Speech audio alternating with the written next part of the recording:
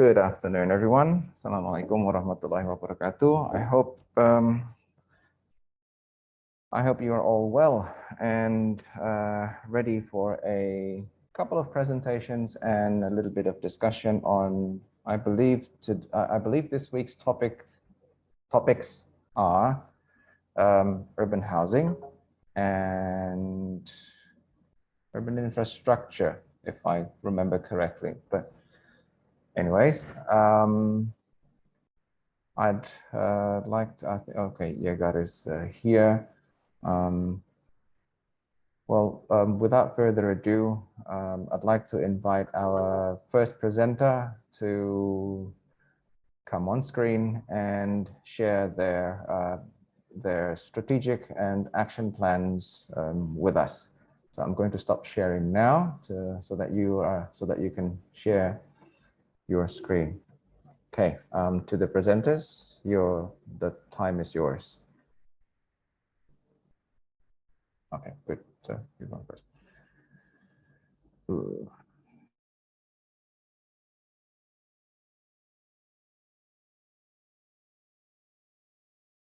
Okay, good afternoon, Mr. Prananda and friends. So today I will present about my final draft of urban infrastructure. So the theme is improving the quality of supporting infrastructure for public transportation in Surabaya. For the introduction, public transportation in Surabaya will initially use the tram. However, the tram project was cancelled and switched to using an alternative bus. One of the public transportation modes is a public favorite because of its punctuality.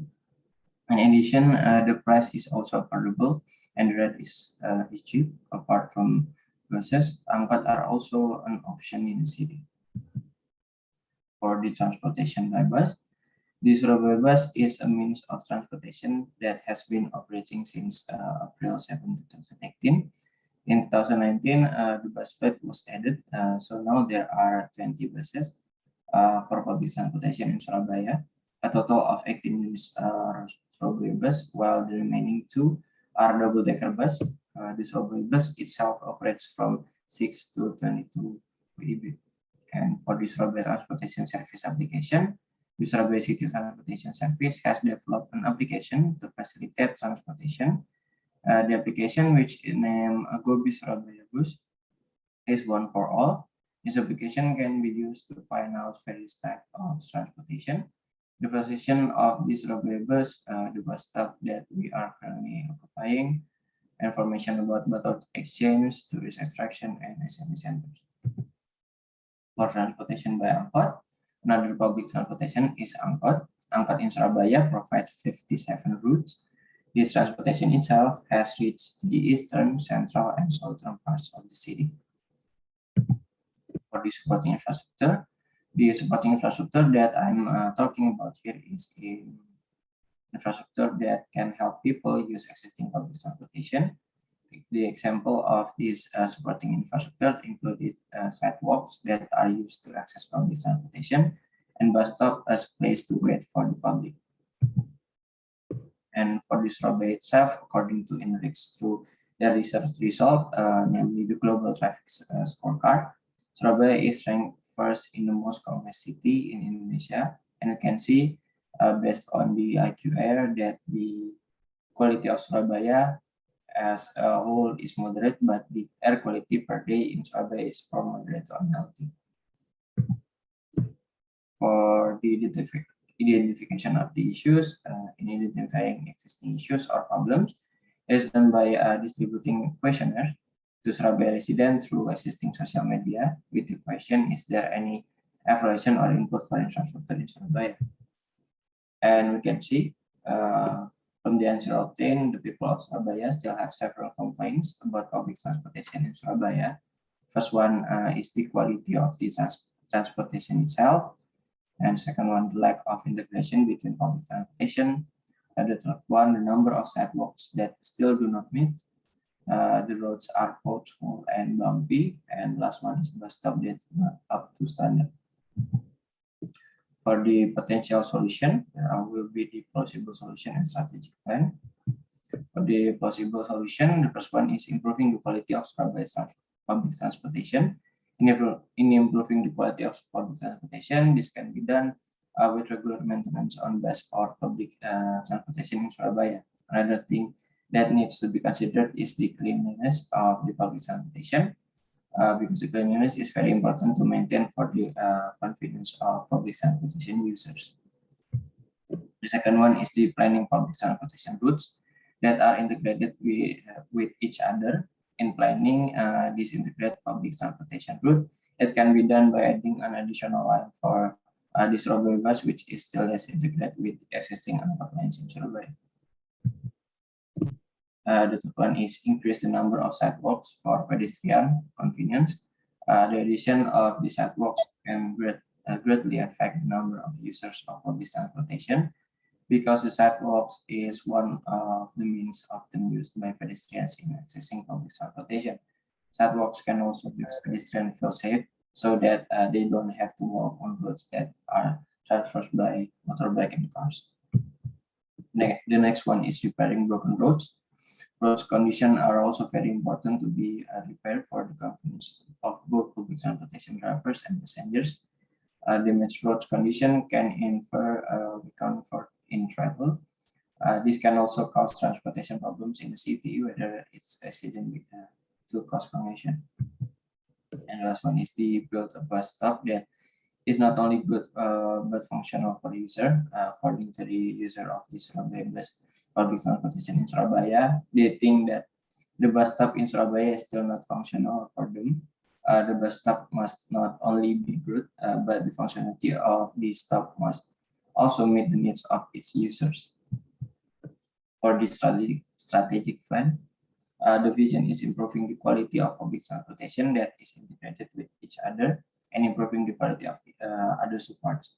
First one is repair and planning of public transportation facilities. The first one, the addition of the Surabaya bus line. The second one is keeping public transportation clean. Third one is increase the number of adequate sidewalks for pedestrian. Fourth is repairing broken roads, and fifth one is construction of a bus stop that is functional for user. Second one, it also involves the community in maintaining the quality of public transportation that has been provided. Which remind users to always maintain cleanliness of public transportation through any media, and public transportation officers will always remind users to maintain cleanliness. For the action plan, the first activity is adding Surabaya bus public transportation lines. The goal is integration between public transportation, make it easier for users to use other public transportation, and it will be on the first until fifth year. The stakeholder will be the Surabaya Transportation Department of IUP and Surabaya City Government of Pemkot. The second activity is improvement of public transportation support facilities, with the goal is improving the convenience of public transportation users and increasing the number of public transportation users. It is also in the first until fifth year. The stakeholder is Surabaya Transportation Department or IUP and Surabaya City Government or Pemkot. And the last activity is monitoring and maintenance. The goal is the role of the community in maintaining public transportation facilities and maintaining the quality of public transportation. It will be in the fifth year until the 10th year. The stakeholder is Surabaya Transportation Department of this hub and Surabaya City Government or Pemkot. And I think that's it from me. Thank you. Thank you very much for that brief presentation. Can I just have a look at the timeline once again, please? Thank you. I see that there is no difference in the in the stakeholders involved between the three activities. So, okay, adding the addition of more or newer transportation lines, then of course that is something that the city government and the appropriate authorities should do. They're the ones capable of doing so. But perhaps you may also think about other parties or other stakeholders that could be involved to help the transport the transport department and the city government. The same goes with improving public transportation support facilities. I'm sure that the transportation department and the city government are quite preoccupied. They have a lot on their hands already. It would be nice if they could share that load with other parties or with other potential stakeholders, potential investors. You could you could perhaps indicate or suggest that that the city government and the relevant authorities sorry leverage corporate social responsibility funds, or perhaps other private parties who may benefit from the improvement of public transport support facilities. For example, providing advertising spots, advertising screens on bus shelters. Then that could also help generate a little bit of income to help with not the provision, of course, but the maintenance. But you could, the government can also work with with other private parties to provide. For example, there's the city cycle scheme, the bicycle sharing scheme that that the Brisbane City Council provided for the citizens of Brisbane. It was done in collaboration with JC Decool. JC Decool is an advertising company that own and operate several billboards across the city, across the state, or perhaps even across the country. So it's a big advertising company. They collaborate with the city government to provide the bicycles and to provide the docking stations to which the bicycles are generally tethered, and that's where you can pick up the bikes and you should return the bike to a similar docking station elsewhere. So that sort of infrastructure was provided by the City Council and JC Decool, which is a commercial company. And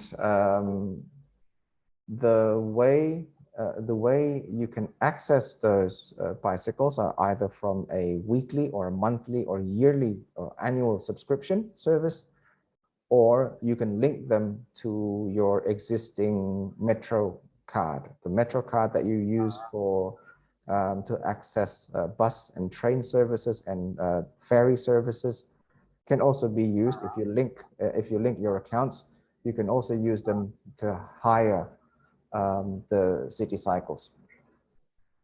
Overall, on paper, it's a very good concept. People can have quick access to quick, cheap, and flexible transport when they need it. And they also don't really have to worry about theft, because it's a very point A to point B or point B to point C destination. I just need to take this bicycle to that station over there so that I can walk to the next destination, so on. So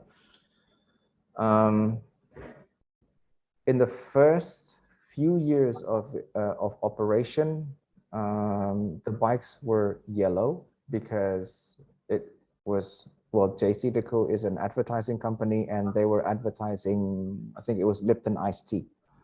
So all the bikes were yellow. Just a couple of years before I returned, before I left Brisbane, the bikes were painted blue because of the sponsor change from Lipton to NRMA, which was NRMA is an insurance company. So transport provision, public transport provision, and support facilities, improvement and provision, I would say, you know, yeah, getting the government involved is a no-brainer. But I would suggest you take a look at similar schemes as I described with the City Cycle scheme. You can Google the City Cycle scheme and other similar schemes across the world. I think in the UK, they also have a similar bike rent scheme. But just have a look at that and see how the public-private partnerships happen, how their collaborations come to fruition and such.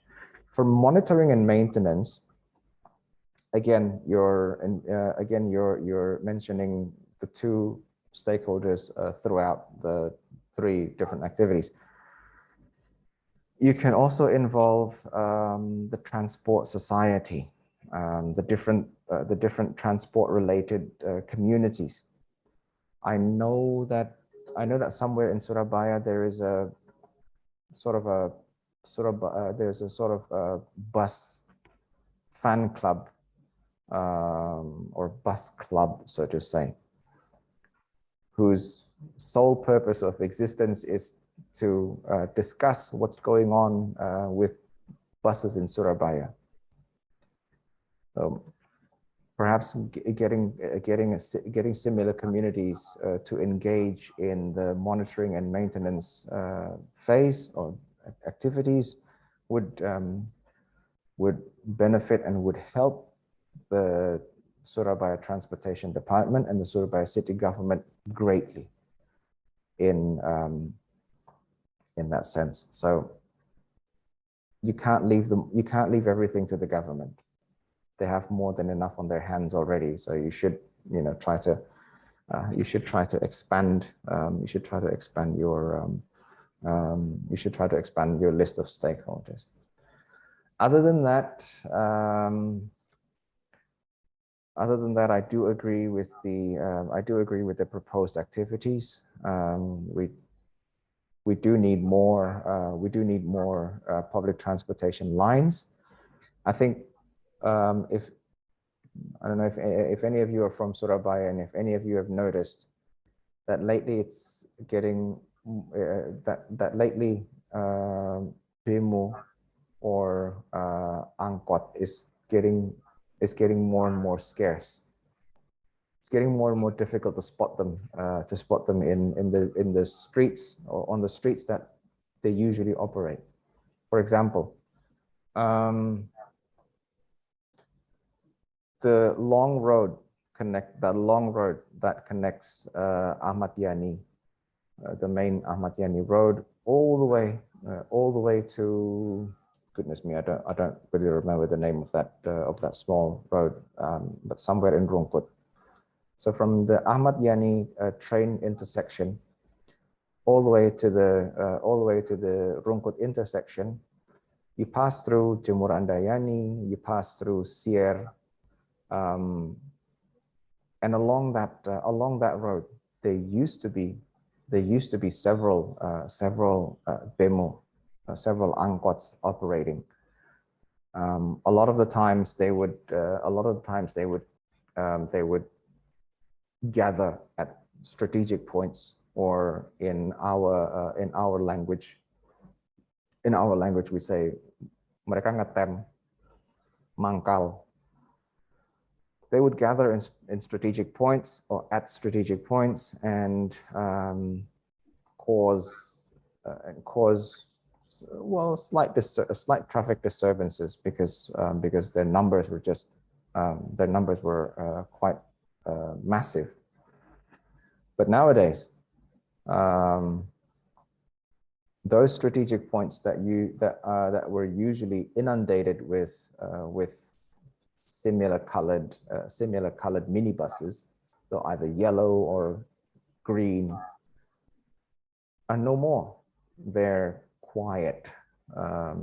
Maybe one or two are still operational, but what happened to the rest? So I think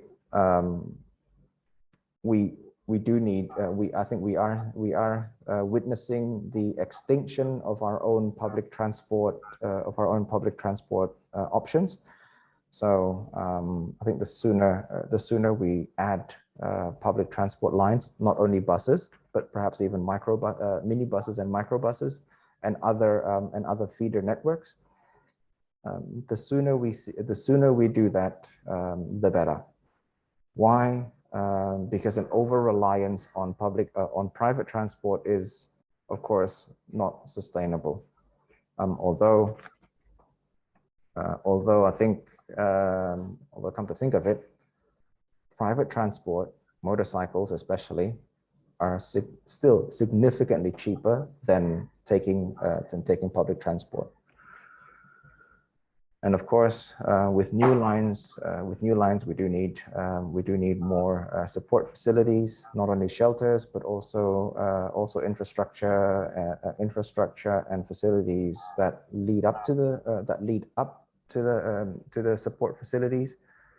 And then in the long run, we do need monitoring and maintenance mechanism. Right.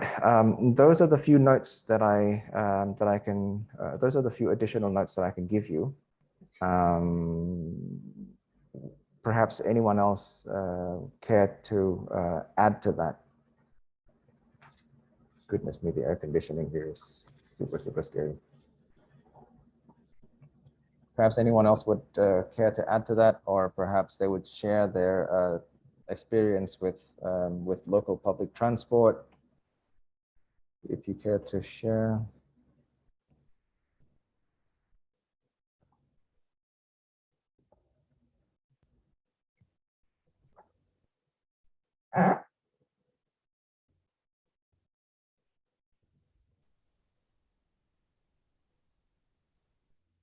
No, well, if no one else would like to add to the discussion, then thank you very much, Davin, for sharing your strategy and action plan with us. You may end your presentation. Thank you for the insights. You're welcome.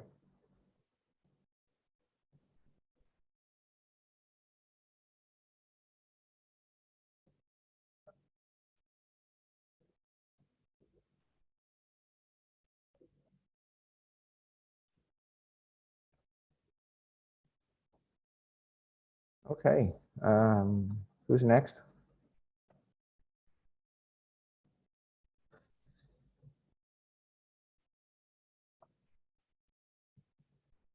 Okay, good afternoon, Mr. Fernanda and friends. And today I'm going to talk about the urban housing management in squatter settlement in Kampung Seribu Satu Malam, Surabaya.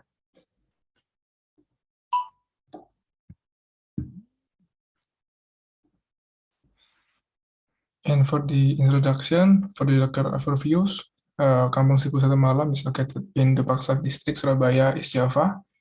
And this settlement area is about 5 hectares and has 180 households. And this settlement approximately built in 1929, and the majority population are the immigrants, and the landowner is the PT Jasa Marga. And for the development direction, according to Special Plan of Surabaya, and this area is supposed to be built for the settlement, especially the high density housing and the green open space, especially the green line.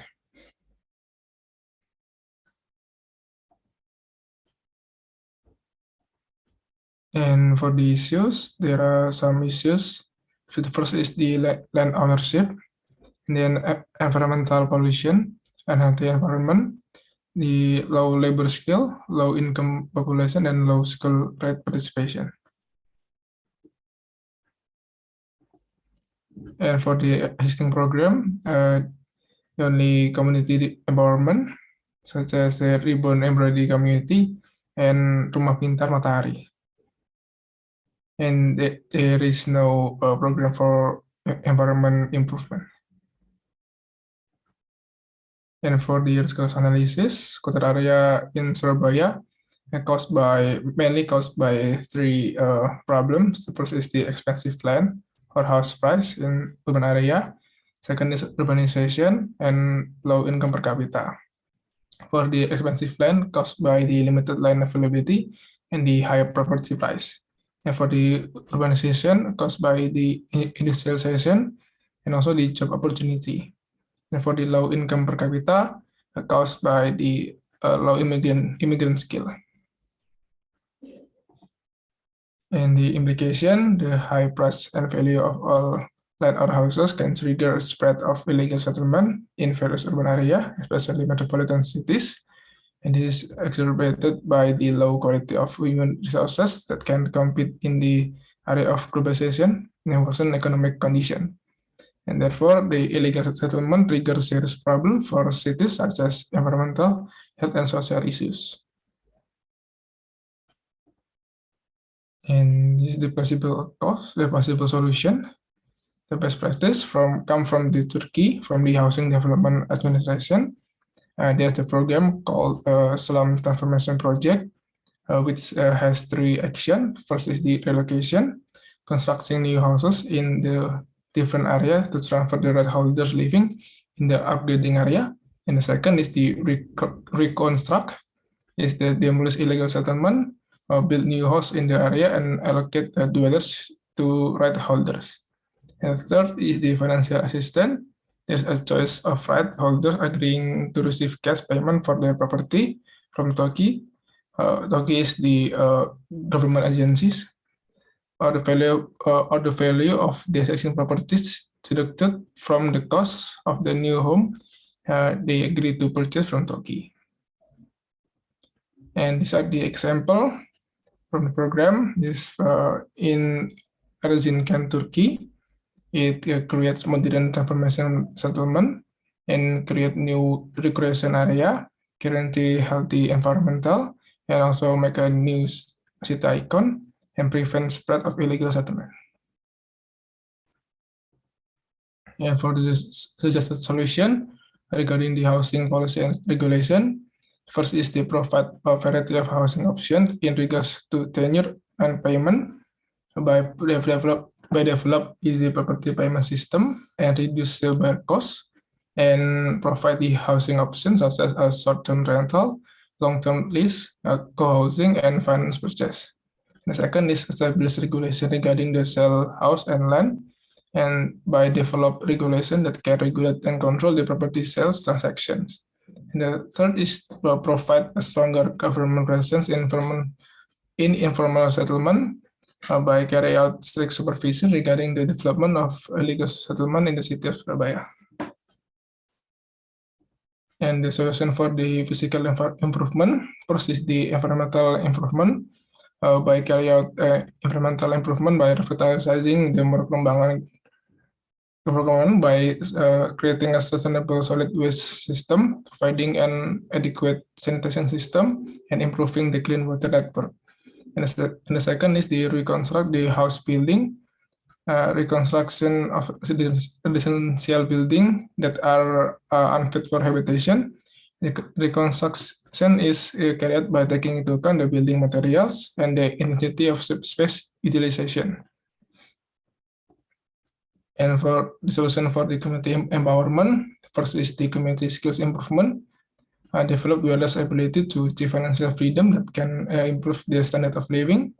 And the second is the community participation in planning by involving community elements in overcoming the problems of this illegal settlement. And the third is to invest in education, healthcare, and social services. By investing in non-physical sector is considered to to be able to help improve the quality of life of the community. And this is the strategic plan. The vision is the revitalization of settlement by prioritizing the quality of physical and non-physical environment, as well as the community development. And has the first strategy. First is improve environmental quality in Kampung Seribu Satu Malam by development of sanitation, solid waste system, and water network, road network system development, increasing public awareness about a healthy environment. The second strategy is enhance the quality of human resources by improving community ability and knowledge through formal and informal education, involving the community in every settlement development. And the third strategy is improve house building quality by rebuilding houses according to building intensity standard and develop eco-friendly settlement. And the fourth strategies is the implementation of control and monitoring system by monitoring and supervising the development of illegal settlement, and also conducting policy evaluation on housing procurement for all citizens. And this is the action plan. The first program is revitalize Kampung Seribu Satu Malam. The goal is to restore the condition of the residential and surrounding environment and restore the sanitation and clean water system as well as green space. For time year, it took first and second years. And for the stakeholders, our government of Surabaya, Ministry of Public Works and Housing, private company, and social community. And for the second program is restoration of house building conditions. The goal is to improve residential building conditions, and the program take the third until the seventh year. And the stakeholders are government of Surabaya, Ministry of Public Works and Housing, private company, and social community. And the third program is the community environment. The goal is to increase the level of community participation, human quality, and concern for the environment. And it took first until the seventh year. And the stakeholders are Ministry of Cooperative and Small and Medium Enterprises of Republic Indonesia, local agencies, private company, and social community. And the last is the control and monitoring. The goal is to ensuring the settlement revitalization goes according to direction and supervising the development of new legal settlement. It program will be conducted the 8 until the 10 years. And the stakeholders is the government of Surabaya and the local community. And these are my references. And that's all from me. Thank you very much for that very comprehensive presentation. I know we had a preliminary discussion a couple of days ago when you submitted your draft for consultation. However, I thought when you mentioned community empowerment, what do you think about the relationship between the local community in the Kampung Seribu Satu Malam and the authorities? Do they trust? Do you think they trust the authorities? Do you think they trust the government? Based on what I read, the local community doesn't trust the government, but they trust the local community, the volunteer. I see. Okay. So they trust people from non-governmental organizations, and that's typical of that's very typical of slum dwellers, and it is understandable. It is understandable why they don't trust the government, the local government, is because of it's a long history of mistrust. And so that's why they resort to LSM or NGOs. Now, therefore the challenge would be when you're trying to introduce a community empowerment program is to collaborate with NGOs to at least give the slum community a face that they can trust, and so at least that way it is easier. It should make it easier for the government to communicate with the local, with the slum community. Other than that, I thought we were going to discuss about what were our notes. Let me see.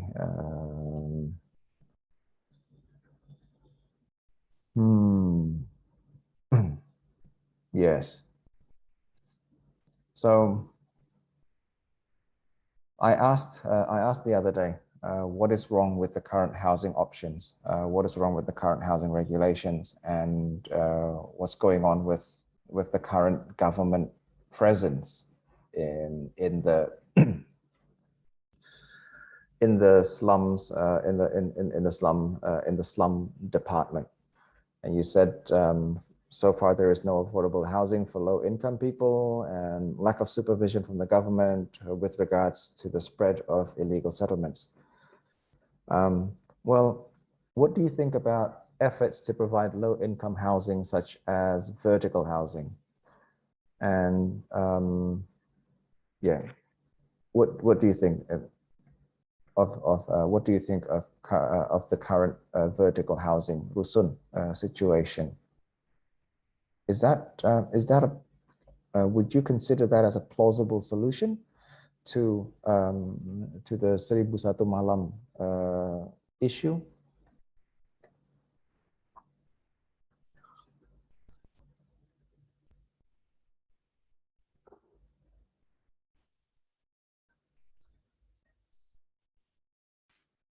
Yes, I think the vertical housing is the solution for Kampung 1001 Malam.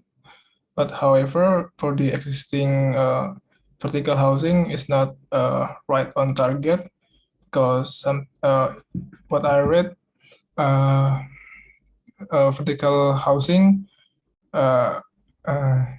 justru ditempati oleh orang-orang yang berpenghasilan medium from medium income. Yes, I do agree. I do agree with you in that sense, and that I think is because of the lack of supervision. So, yes, supervision-wise, I do agree. I said this yesterday, that I do agree that the government can do better. For example, now this is an example that is a bit far fetched, a bit further off from public housing, but in disaster management, for example, in disaster management, the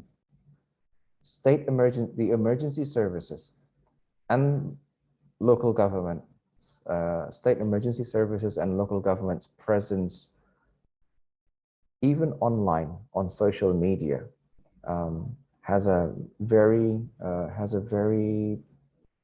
profound effect on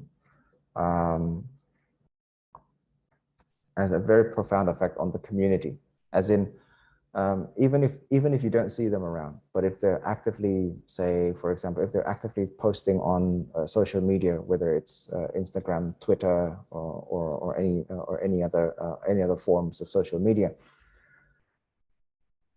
people feel their presence, and therefore they feel a bit more secure. They feel safer, due to the fact that if anything happens to me and my community, they would know about it from social media, and they can then respond effectively and efficiently, hopefully. So that's from disaster management. And I would say in housing, in the issue with the issue of housing, perhaps a similar situation could also exist. Why do I assume that? We are increasingly tethered. We are increasingly tethered to the digital realm. I think there is not a thing that there's not a thing that the human race hasn't shared online. So our digital presence is as important as our physical presence, wherever we may be. And so, yeah, not only that the government or any other interested parties or stakeholders need to exist physically, they need to actually be there, but they should also be there virtually. And this is it's quite a it's an interesting phenomenon, if I say so myself. So, but yeah, I think your suggested solutions are very, very comprehensive. You've covered not only the physical aspects, the physical environmental built environment aspects, but you've also touched on the more intangible aspects, such as community empowerment. So once again, thank you for that. Does anybody have any questions or comments?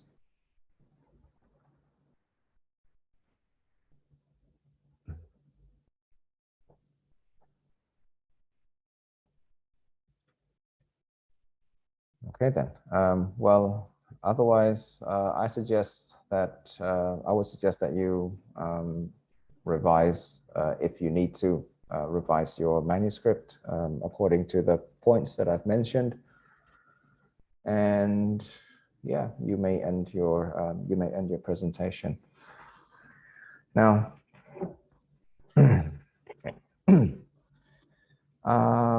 how many of you are in Surabaya at the moment? Can I see a virtual raise of hands, please?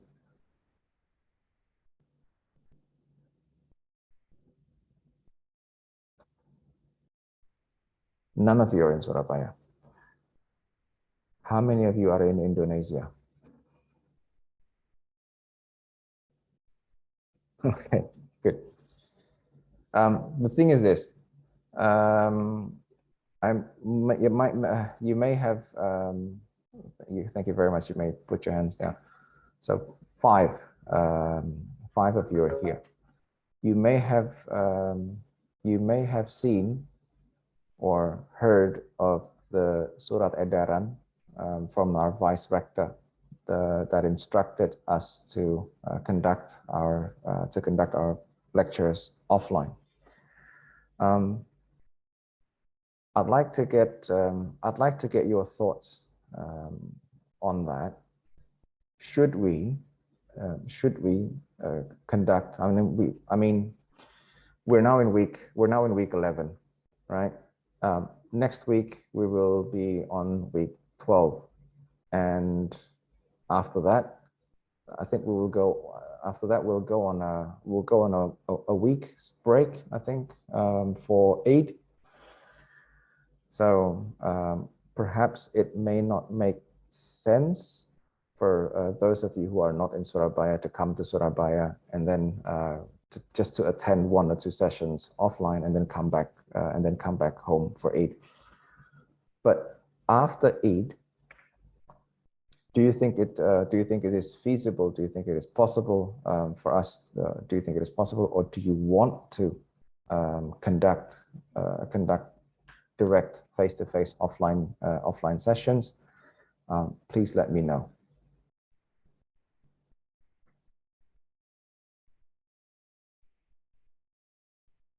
It's okay if you say no. I just want to know your opinion on it. I think for our class, we are currently conducting the class online because most of us currently also do the internship, sir. Okay. So is it most of you or is it all of you that are doing internships? All of us. Oh, well, then there you go. And these internships, oh yeah, well, I take it they're not in Surabaya. Well, that's fine. That's all I needed to know. Because we're trying to assess at the moment how many classes can we actually conduct offline. And since you're in 6th semester, I think most, if not all, of the 6th semester students are currently either for the international program, are doing the exchange, and or doing internships. So good. I only needed that bit of information to justify us continuing the online sessions, because otherwise, just in case anybody from the rectorate would come and ask me, why aren't you conducting your sessions offline? At least I have that bit of information to go with, to lead into. Right. Well, I may allow me to remind you that I have opened the submissions for the final drafts in the workshop module, and I will continue to keep that open until the end of week 14. Now I know there is going to be a pause, I think, before week 14 because of Eid. But so I will adjust the closure date accordingly. But I just need to remind you that if you're comfortable with the manuscript that you've written up so far, you can submit it after your presentation, or if you're still unsure.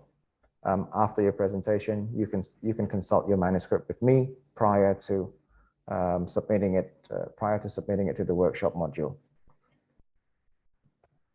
Okay, that is all the announcement I have for now. Once again, thank you very much for sharing your ideas with us, and I look forward to the next 2 presenters. We still have a session next week, so I look forward to having having the next 2 presenters next week. Thank you for joining me. Have a great day, everyone, and take good care of yourselves. Assalamualaikum warahmatullahi wabarakatuh, and have a great afternoon. Thank you, sir.